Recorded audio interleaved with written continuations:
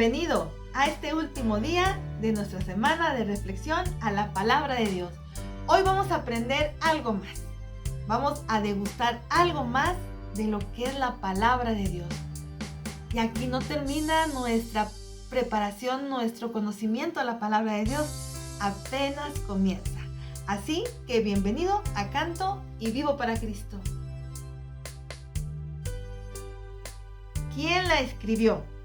¿Cómo se escribió? ¿Y para qué se escribió la palabra de Dios? Un proceso lento. Pero antes quisiera compartir algo.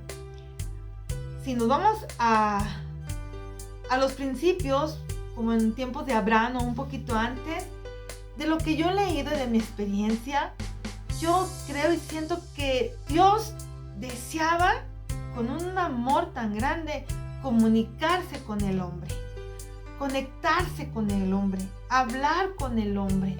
Y también el hombre tenía una necesidad. En su vaciedad sentía el deseo de comunicarse con Dios, de llegar a Dios.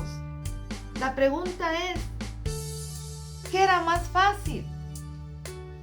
¿Que Dios se hiciera hombre para llegar al hombre? ¿O que el hombre se hiciera Dios para llegar a Dios? Si analizamos esta pregunta, el hombre no podría hacerse Dios para llegar a Dios, pero Dios sí se hizo hombre para llegar al hombre. Esa palabra que ya existía con Dios y que era Dios, se encarnó en la humanidad para habitar en nosotros. Entonces la palabra se hizo carne y habitó entre nosotros. Esto es lo más grandioso. Pero para que haya sucedido esa encarnación, pues sabemos que hay una historia que empieza a partir de esa vocación de Abraham, cuando Dios llamó a Abraham para que Abraham dejara todo y le siguiera. Y de ahí Abraham, que contestó que sí, engendra a Isaac, Isaac engendra a Jacob, y en Jacob nace el pueblo de Israel. Y en ese pueblo de Israel elegido por Dios, nace esa comunicación, donde Dios empieza a hablarle a estos grandes hombres, donde Dios empieza a manifestar su amor por actos, acontecimientos, por palabras, por llamado. Así surge esta conexión de Dios con su pueblo elegido.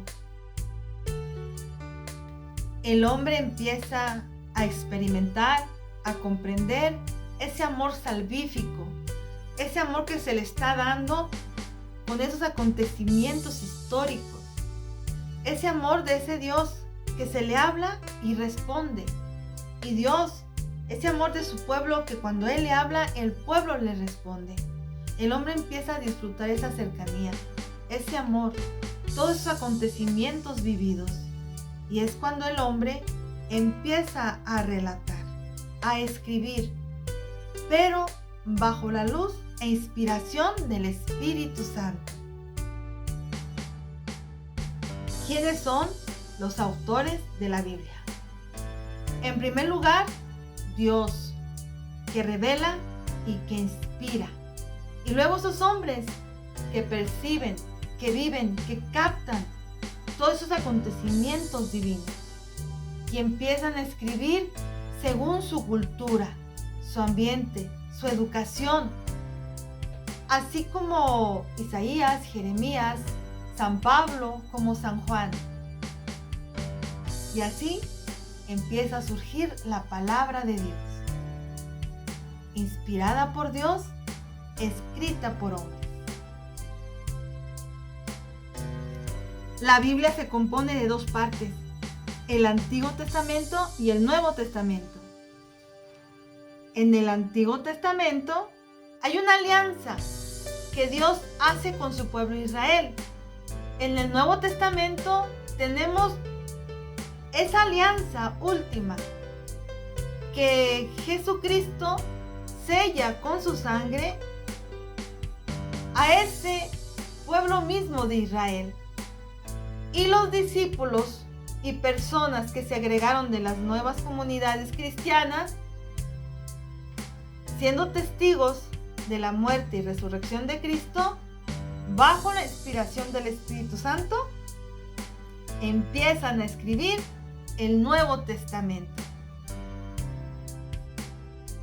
La Biblia consta de 73 libros, repartidos de la siguiente manera.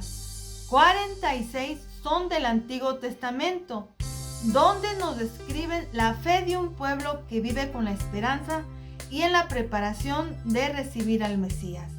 Y son 27 del Nuevo Testamento, donde ya se narra la plena realización de ese plan de salvación de nuestro Dios en nuestro Señor Jesucristo, a través de su encarnación, su muerte y de su resurrección.